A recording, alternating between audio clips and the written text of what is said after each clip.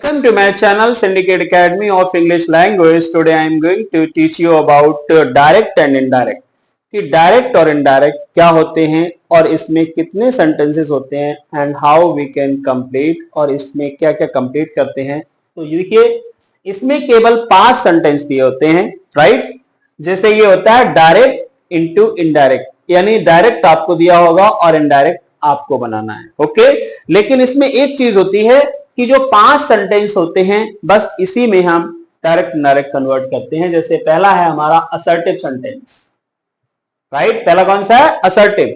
Assertive sentence में क्या होगा, राइट। इसमें only there is given the one statement, केवल एक स्टेटमेंट दिया होगा। It is the simple statement, negative statement, लेकिन इसमें कोई सवाल नहीं होगा, कोई सरप्राइजिंग नहीं होगी, कोई ऑर्डर नहीं होगा, कुछ भी नहीं होगा, केवल सेंटेंस। जैसे पहला सेंटेंस लिखा हुआ है, he said to me, right, he said to me you are a good boy. अब इसमें केवल सीधी सीधी बात है कि ही सेड टू मी, उसने मुझसे कहा you are a good boy, आप एक अच्छे लड़के हो। तो पहले ये बताओ कि ये पार्ट क्या होता है? रिपोर्टिंग वर्ब, रिपोर्टिंग वर्ब, यानी ये रिपोर्ट करने वाली वर्ब है, ये आगे वाले सेंटेंस के लिए रिपोर्ट करता है, राइट। तो इसको हम कहलाएंगे रिपोर्टिंग वर्ब, राइट। और ये वाला पार्ट क्या कहलाता है? इस कहलाता है रिपोर्टेड स्पीच, राइट। ये हमारा कहलाएगा रिपोर्टेड स्पीच। तो अब यहां पे आपको देखना है, ही सेड टू मी, उसने मुझसे कहा, comma invert comma begin, you are a good boy, आप एक अच्छे लड़के हो। अब इन दोनों चीजों को हमें जोड़ना है, राइट। दोनों सेंटेंसेस को हमें जोड़ना है। ये हमारा है डायरेक्ट और ये हम जो बनाएंगे वो हमारा होगा इनडायरेक्ट। तो देखिए सबसे पहली चीज तो ये है कि जहां पे सेड टू लिखा है उसके स्थान पे आप लगा दो टोल्ड, राइट। पहले जब मैंने बताया था तो जो टेबल बनवाई थी उसमें मैंने बताया था पूरा, तो हमने क्या कर दिया? Told me, right. और अगर ये कॉमा जो है इसके स्थान पे हम लगाते हैं दैट, समझ आ गई बात? यानी कॉमा के स्थान पे क्या लगाएंगे? दैट। अब सबसे मेन चीज यहां पर आती है कि अगर यहां पे ये जो रिपोर्टेड स्पीच का सब्जेक्ट है, अगर ये सेकंड पर्सन है, तो ये हमेशा इसके जो रिपोर्टिंग वर्ब है इसके ऑब्जेक्ट से बदला जाएगा। ध्यान रखना है कि अगर रिपोर्टेड स्पीच का जो सब्जेक्ट है वो सेकंड पर्सन में है तो हमेशा इसके ऑब्जेक्ट से बदला जाएगा, यानी जो रिपोर्टिंग वर्ब का ऑब्जेक्ट होगा उससे ये बदला जाएगा, ठीक है। तो मान लीजिए अगर हमने मी को मी से बदला यू को, यू सब्जेक्ट है और मी क्या है? ऑब्जेक्ट। तो मी का जो ऑब्जेक्ट सब्जेक्ट होगा वो क्या होगा? वो होगा आई, ओके। और इधर अगर पास्ट लिखा हुआ है और जब ये चीज जोड़ते हैं तो इधर वाला भी पास्ट हो जाएगा। तो यहां पे क्या हो जाएगा? यू था तो आर था, राइट। अब इसको हम जोड़ देंगे तो यहां पे क्या होगा? I was, right, I was a good boy, I was a good boy. अब यहां पे हम क्या लिख देंगे? ही टोल्ड मी। बताइए कोई do you have any problem? कोई दिक्कत हुई? लेकिन ये ध्यान रखना हमारे लिए है कि यहां पे रिपोर्टिंग वर्ब का जो रिपोर्टेड स्पीच का सब्जेक्ट है, अगर वो क्या है? वो सेकंड पर्सन है। अगर यहां पे ये आई होता, राइट, तो हम इसको क्या करते? अगर ये यहां पे आई होता तो आई को हम यहां से लाते इसके सब्जेक्ट से, तो हम इसके सब्जेक्ट से बदलते तो यहां पे क्या हो जाता? ही। Got it? ये बात समझ में आ गई? अब देखिए दूसरा आपका होता है इंट्रोगेटिव सेंटेंस। एक हमारा क्या होता है? Interrogative sentence. तो इंट्रोगेटिव सेंटेंस में देखिए क्या लिखा हुआ है? He said to my friend, उसने मेरे दोस्त से कहा, am I going to office, क्या मैं ऑफिस जा रहा हूं, right. He said to my friend, am I. अब ये कौन सा हुआ हमारा? इंट्रोगेटिव हुआ ये वाला। तो जब इंट्रोगेटिव अगर दिया होता है और उसमें हेल्पिंग वर्ब से शुरुआत होती है तो हमेशा कॉमा के स्थान पे हम क्या लाते हैं? इफ। याद रखना है। तो हमने सबसे पहले किसको खत्म कर दिया? यानी जो इंट्रोगेटिव है, जो इसका कॉमा इनवर्ट कॉमा है, इसको हमने खत्म कर दिया और यहां पे हमने क्या लगा दिया? If, okay. और जब इंट्रोगेटिव सेंटेंस होता है तो सेड टू के स्थान पे क्या आएगा? आस्क्ड। क्लियर? समझ में आई ये बात? नहीं, आस्क्ड। और यहां पे हम क्या लिखेंगे, ही, और यहां पे हमारा क्या बचा, माई फ्रेंड, और इफ तो हो ही गया। अब हमें इसको, ये इंट्रोगेटिव तो खत्म हो गया, अब हमें पहले इसको बदलना है कि अगर यहां पे हमारा रिपोर्टेड स्पीच का जो सब्जेक्ट है अगर वो हमारा फर्स्ट पर्सन में है तो हम किससे बदलेंगे इसको, तो हम इसको बदलेंगे सब्जेक्ट से, और सब्जेक्ट हमारा क्या है, ही, तो यहां पे क्या हो जाएगा, ही, और एक इज आर एम का क्या हो जाएगा, यानी ये हमारा प्रेजेंट में है, अब टेंस हमारा किस में होगा, पास्ट में, तो यहां पे क्या आना चाहिए, वॉज, राइट, और आगे लिख दो going to office, going to office, right, और जो लास्ट में एक्सलेम जो इंट्रोगेटिव मार्क लगा हुआ था वो हमने हटा दिया। ओके, ये बात क्लियर हो गई। यहां पे अगर यहां पे हमारा जहां पे एम आई लिखा हुआ है, अगर यहां पे व्हाट लिखा होता, वेयर लिखा होता, हाउ लिखा होता, व्हेन लिखा होता, तो क्या लिखते, तो हम इफ नहीं लगाते, तो हम कॉमा के स्थान पे वही शब्द पहले लाके लिख देते, वेयर, व्हाट, हाउ। क्लियर हो गई ये वाली बात। अब ये देखिए अगला सेंटेंस है इंपरेटिव सेंटेंस। इंपरेटिव सेंटेंस में क्या होता है, इसमें हम या तो ऑर्डर देते हैं, राइट, या किसी बंदे को सलाह देते हैं। ओके, इनको हम आज्ञावाचक सेंटेंस कहते हैं, राइट। तो यहां पे देखिए क्या लिखा है, the king said to his peon, राजा ने अपने पियोन से कहा, डू दिस वर्क, इस काम को करो। तो राजा क्या करेगा, ऑर्डर देगा। तो यहां पे सबसे पहले अगर यहां पे जो कॉमा इन्वर्ट कॉमा लिखा होता है इसके स्थान पे हम लगाते हैं टू, राइट। और दूसरी चीज एक और है कि अगर यहां पे लिखा होता लेट अस, राइट, तो हम इसके स्थान पे लिखते दैट, लेकिन यहां पे लेट अस तो है नहीं, तो हम ये वाला लिखेंगे नहीं, तो टू लगा दिया हमने यहां पे, और यहां पे राजा क्या कर रहा है, ऑर्डर दे रहा है, तो द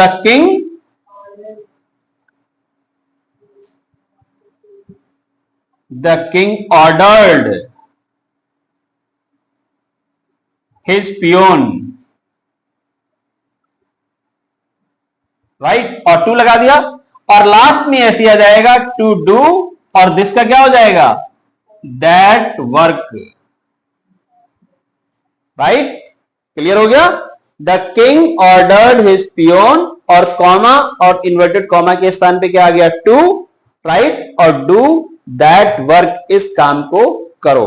ओके, अगला हमारा आया एक्सक्लेमेटरी। इसमें क्या होता है, going to express sudden your feelings, जैसे चाहे दुख की फीलिंग्स हो, you are going to express the happy feelings, जैसे कहते हैं hey hurray, surprise, alas, right. अगर ये दुख और सुख की फीलिंग्स को प्रेजेंट करते हैं तो हम एक्सक्लेमेटरी में करते हैं। तो सबसे पहले यहां पे क्या है, देखिए कि जो कॉमा है, इन्वर्टेड कॉमा है, इसके स्थान पे हम लगाते हैं दैट, राइट, और सेट टू के स्थान पे इसमें लगाते हैं एक्सक्लेम्ड, एक्सक्लेम्ड, और अगर दुख की बात है तो विद सॉरो कर दोगे, दुख की बात है सॉरो, तो हमने क्या लिखा, आई एक्सक्लेम्ड विद सॉरो, क्योंकि अलास जो है वो खत्म हो गया और उसके स्थान पे हमने लिख दिया सॉरो, और कॉमा के स्थान पे क्या आ गया, दैट। और आई इंडिया है ये, तो ये कोई मतलब ही नहीं, तो इंडिया को हम इंडिया ही रहने देंगे। और ये लॉस्ट लिखा हुआ है, कौन सा टेंस है ये, पास्ट इंडेफिनिट, और एक टेंस आगे बढ़ जाता है इसमें, तो क्या पास्ट परफेक्ट हो जाएगा, तो हम यहां पे क्या लगाएंगे, had lost, had lost the match.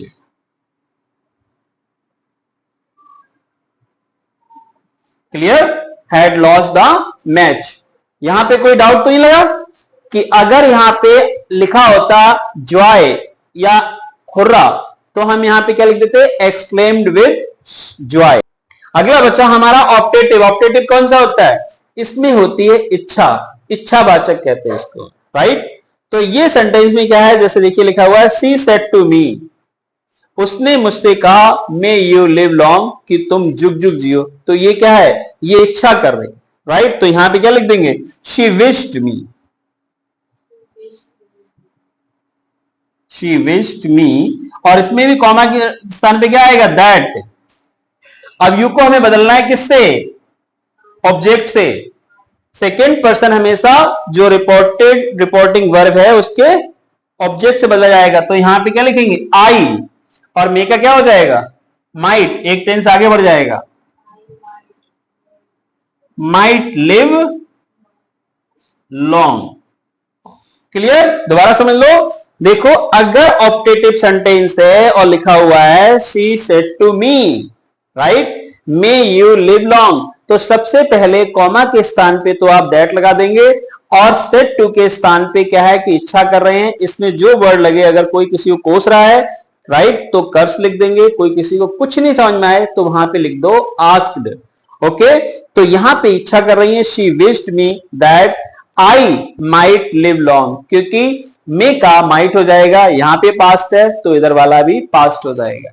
अगर you can remember this 5 sentences, अगर इस 5 सेंटेंसेस को आप याद रखेंगे, एंड बेसिक रूल इसमें केवल एक ही यही है कि सेकंड पर्सन और जो फर्स्ट पर्सन है इसको हम किस तरीके से बदलें।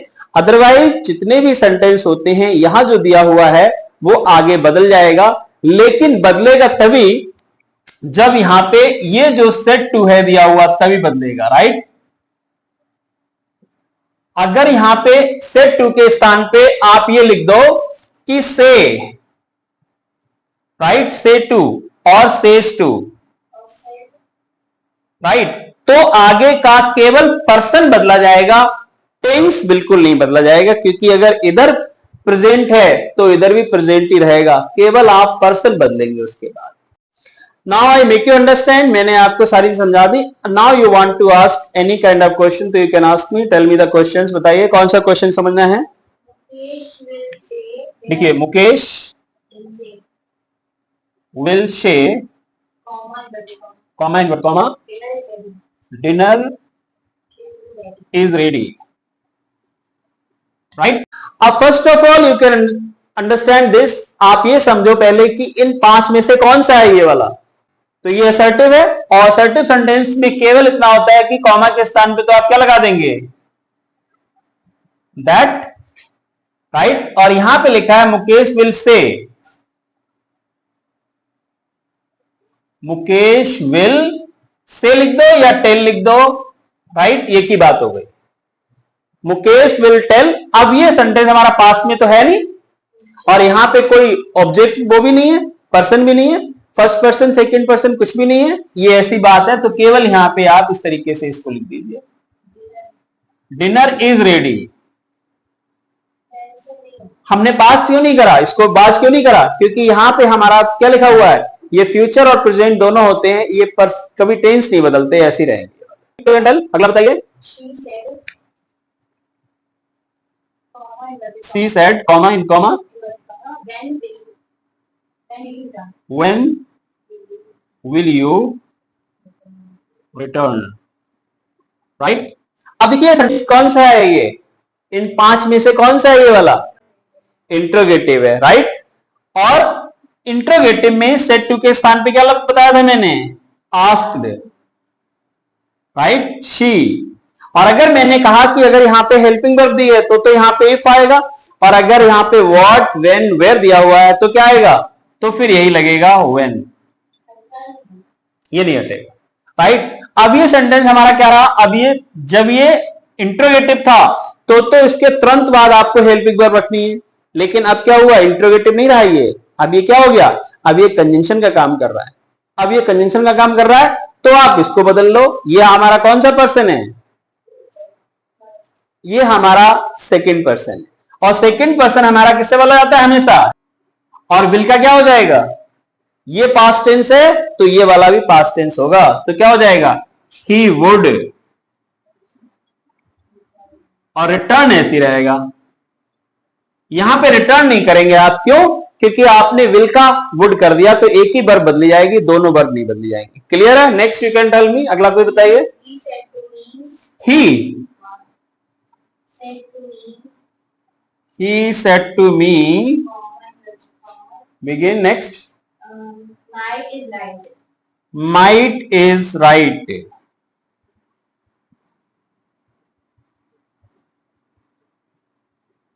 राइट देखिए बहुत अच्छा सेंटेंस है कि he said to me might is right. Okay अब माइट इज राइट एक ऐसी चीज है जिसकी लाठी उसकी भैंस, यानी ताकत हमेशा सही होती है। तो ये एक यूनिवर्सल ट्रुथ है, इसको हम चेंज नहीं कर सकते। राइट तो इसको कैसे लिखेंगे कि he told me that might is right. might is right. जितने भी आपको यूनिवर्सल ट्रुथ मिलेंगे आप उन्हें कभी चेंज नहीं करेंगे। अगर कहीं लिखा हुआ है honesty is the best policy तो आप वैसे ही रखेंगे कि he told me that honesty is the best policy. और अगर ये लिखा हुआ है कहीं कि the earth moves around the sun तो ये भी एक यूनिवर्सल ट्रुथ है, आप इसे चेंज नहीं करेंगे। Next you want to ask anything? He said to me fool.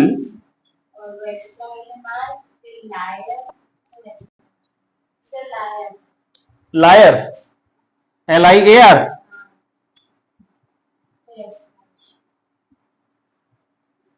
Right.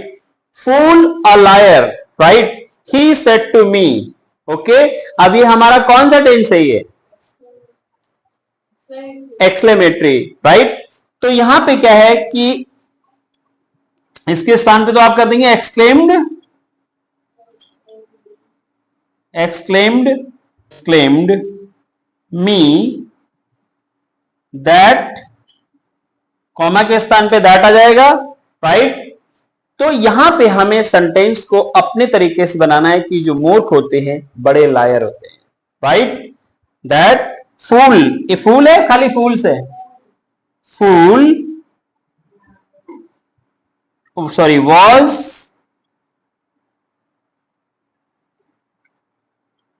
A great liar, was a great lawyer.